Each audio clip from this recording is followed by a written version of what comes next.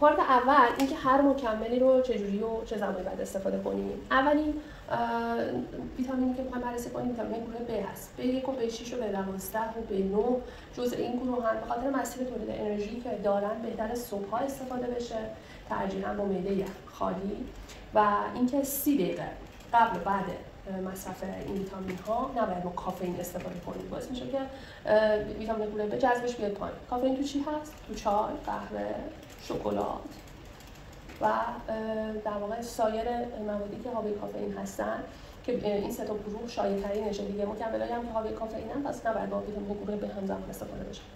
اما امگا 3 نکته‌ای که داره باید با معده پر استفاده بشه.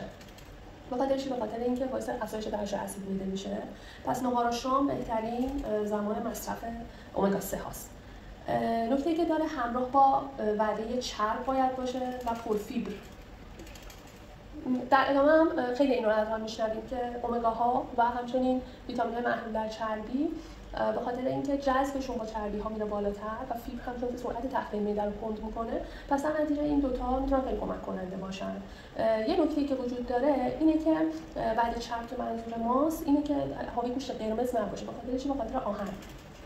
تو بعضی از مقالات اومده که آهن حالا که مکمل یا با توی گوشت قرمز و اینها باعث میشه که امگا 3 ها به خاطر اون خاصیت اینکه سریع اکسید میشن و خاصیت آهن که باعث اکسیداسیون هست، استرس اکسیداتیو ایجاد میکنه. به قولی بعد به فاصله حالا با مکملاتی که حاوی آهن هست، مواد غذایی که حاوی آهن هست، بعضی از مقالات اشاره کردن که باید استفاده کنیم. تو پارت بعدی ویدیو ما راجع به ویتامین دی و منیزیم می‌خوایم صحبت بکنیم. همچنین در سلسله ویدیوهای بعدی هم راجع به مکمل‌های دیگه و نحوه مصرفشون صحبت خواهیم کرد. لطفاً به چنل دوستان ما بپیوندید. خوشحال میشیم ببینیمتون.